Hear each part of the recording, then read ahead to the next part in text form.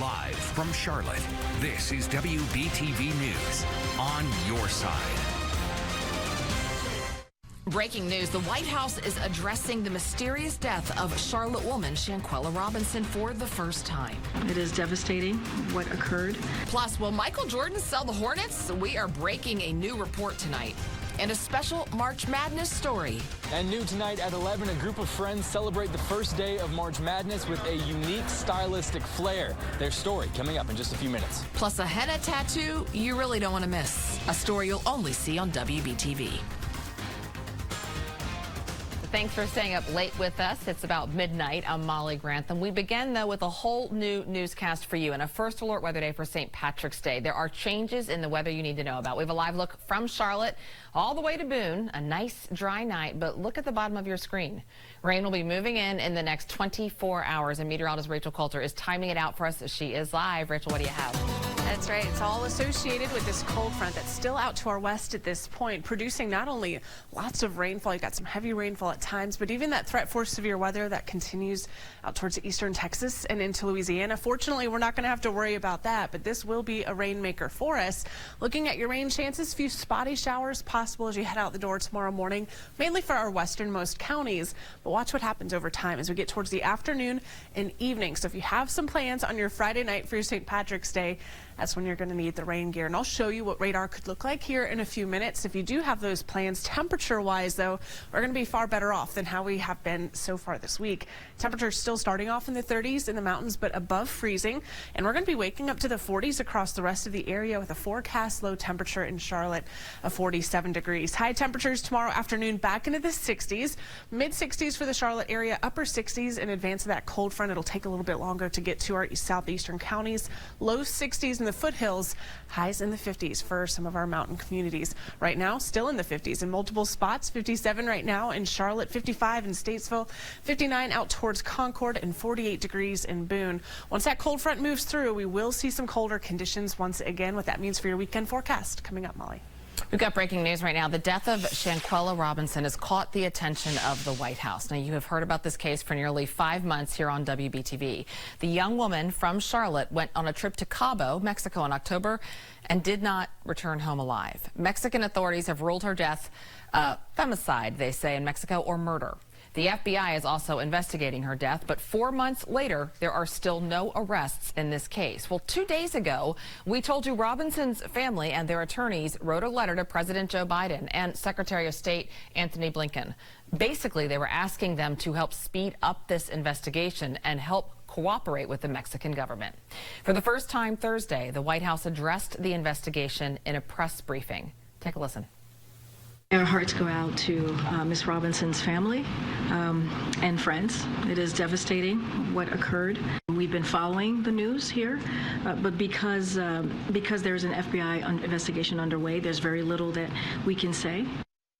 So here's a statement we received from the FBI last month. It says in part, quote, "We know this is a difficult time for her family and the community. The FBI is working with the Department of Justice to conduct a thorough and exhaustive investigation." We have lots of reports on this case on our website. You can find all of our coverage on WBTV.com. Also breaking tonight, NBA legend and current Charlotte Hornets majority owner Michael Jordan is in serious talks to sell part of his stake in the team. According to ESPN, Jordan could sell a large portion of his stake to 2 other owners of the team. Jordan has been a majority owner of the franchise since 2010. He is also the only black majority owner of any major American sports team. Coming up in a few minutes, our sports anchor, Nate Wimberly, is walking us through how much Jordan can sell the team for and what this could mean for the league. Tonight, new at 11. You may remember in August 2020, Colonial Pipeline had the largest gas spill in the state and possibly in the country, and it was right here in the town of Huntersville. Well, tonight, 3 years later, a debate on how to clean up the spill. Our Nikki Hauser heard from frustrated neighbors. Colonial Pipeline's putting a permit to put a wastewater treatment facility on site. Nikki, what did you find out tonight? Right, Molly, this permit would allow Colonial Pipeline to treat that water on site, as opposed to what they have been doing, which is using trucks to transport water and treat it at a separate location. Now, tonight, at least 30 neighbors, town and county representatives, and others said they are still concerned about the environmental and water quality here in Huntersville following the spill. And they came with their questions and suggestions to amend this permit.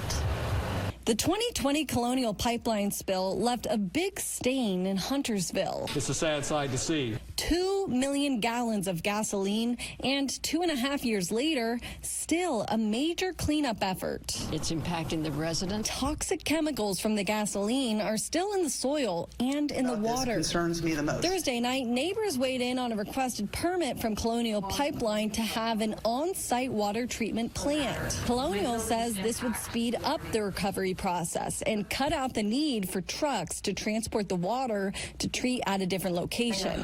But Huntersville had questions, and I did too. Are you going to be working with DEQ with maybe some of the concerns that you heard tonight? We have ongoing relationships and communications with DEQ, and I'm sure that those will continue. With the permit as it stands, most at tonight's meeting are in opposition, many pointing to amendments put forth by the Yadkin Riverkeeper, Edgar Miller. There's, a myriad of pollutants in gasoline. He says limits to benzene and other contaminants to ensure water quality standards and requirements to monitor the treatment plant would strengthen the permit. If you have water that is not completely clean, you will not have soil that is completely clean, and you will not have food that is completely clean. Nancy Carter, who serves on the Mecklenburg County Soil and Water District Board, says people need to speak up to make sure health and safety is number one. So what's next? Well, the DEQ now has 90 days to decide whether to issue this permit or not. Neighbors are hoping it goes their way, but I did talk to the Yadkin Riverkeeper, who says if it doesn't, they could consider a lawsuit. In Huntersville, I'm Nikki Hauser, WBTV, on your side. Nikki, thank you. Right now, a 19-year-old is dead and a 15-year-old is seriously hurt after bullets tore through a Statesville home. Zion had a heart of gold. You hear me? He had a heart of gold. Zion Wilder was sitting on the couch when he was hit and killed at a home on Goldsboro Avenue. The 15-year-old who was hit by bullets is in the hospital. Both Northview Academy and Statesville High School are miles away from where the shooting happened, but both schools will be remote tomorrow as a safety precaution for students. So far, no one has been charged in this case. Tonight, new at 11 o'clock.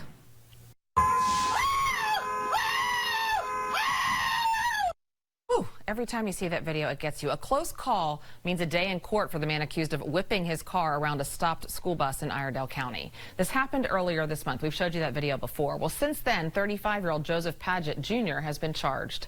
WBTV's Ron Lee was the only one in court Thursday morning, and he talked to Paget about what happened. I spoke with Paget as he and his family were leaving the courtroom this morning. He was visibly shaken up by what was going on, even to the point of tears. Paget left the courthouse saying they couldn't talk about the case on camera on advice of counsel, which is being provided for him. Paget is being charged with failure to stop for a school bus, reckless driving, driving with a license revoked, and unsafe passing. Prosecutors say he was the man behind the wheel in this now infamous video of a car speeding by a stopped school bus, nearly colliding with two students, missing one by inches in Iredell County. While the case has heaped a lot of criticism on Paget, he told me it's taken a toll on him as well. Paget's next court date is scheduled for here in Mooresville on April 13th. In Iredell County, I'm Ron Lee, WBTV, on your side. Ron, thank you. Looking ahead to tomorrow, a portion of Central Avenue and Plaza Midwood will reopen after 5 p.m. Charlotte Water has been repairing a leaking pipe under the railroad crossing. We've mapped it out for you exactly where we're talking right here. All of this work has been it's been causing a big headache for drivers, for neighbors, for workers in the area. This portion of Central Avenue has been closed to traffic since February 7th. Again, it's about to reopen. If you own a home in Mecklenburg County, be on the lookout for a document in the mail. Starting Friday, the county will be mailing out tax revaluation notices showing the tax value of your home. Since the last revaluation in 2019, private and commercial property assessments have increased 51%. If you believe the new assessed value is not what you could sell your property for, you have two options. An informal review, which allows you and the county assessor to correct any errors without having to file a formal appeal, or a formal appeal. The appeal is reviewed by a board of citizen volunteers. News tonight at 11. Many of you probably just wrapped up watching March Madness. We met up with a group of basketball fans here in Charlotte who celebrated this first day of bracket-busting fun with a twist. Cam Gaskins is now live. So, Cam, nights like tonight bring out some of the most spirited college basketball fans.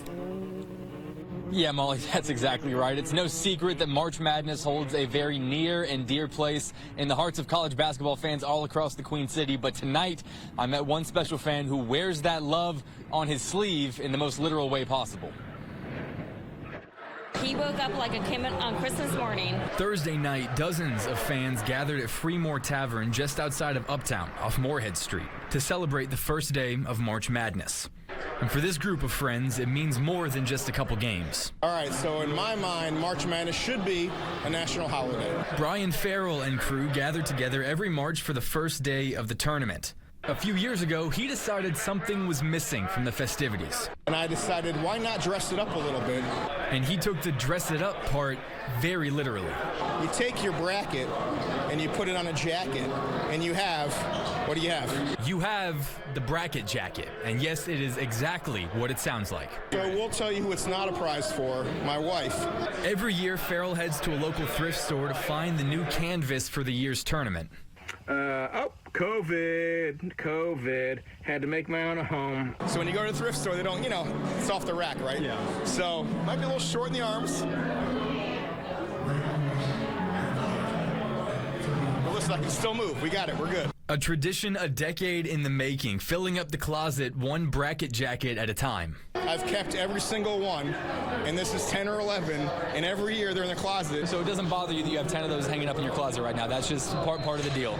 We have separate closets. A fun and quirky add-on to the March Madness celebration, sure. But beyond that, the jacket represents a yearly commitment to make time to eat some wings and watch some hoops with friends. Life gets busy at our age, so people have kids and they get married. It means a whole lot for us to be able to come together. Whether it's on paper or on a jacket, for this group, the bracket is less about how you fill it out and more about who you fill it out with. Other than that, there's your brackets.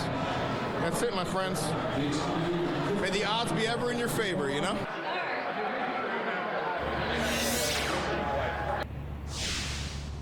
Yeah, so all about making time for the people that you care about and also making time for the relationships in your life that matter. Now, I know you're probably asking, with the bracket on his jacket, who does Brian have winning the whole thing this year? Well, he picked Houston to win the national championship, but here's the catch. He had them beating Arizona in the national championship game, and while we were here at Freemore, we watched Arizona get upset by 15 seed Princeton in the first round. So the bracket might be busted, but the jacket will live on throughout the rest of this tournament. Reporting live in West Charlotte, I'm Cam Gaskins, WBTV on your side. A bracket jacket. I think he's starting a trend. Cam, that's great. Thank you.